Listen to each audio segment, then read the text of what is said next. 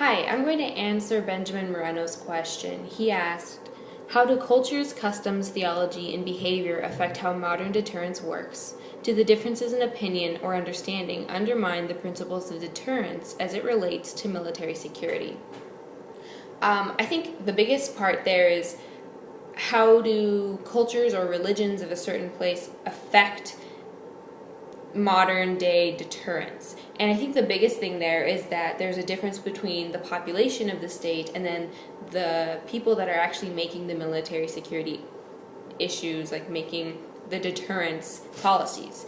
On page 155, Michael Sheehan quotes Michael McGuire when he talks about the theology of deterrence and how it encouraged the development of an arcane language that disguised the brutal realities of nuclear weapons' counter value.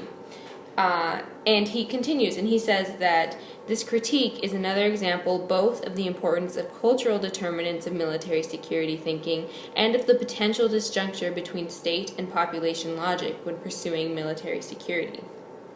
So I think that having these moral issues, as he discusses later too, and he also talks about how it can be a threat to the democratic values, or in this case, a threat to the cultural or religious values.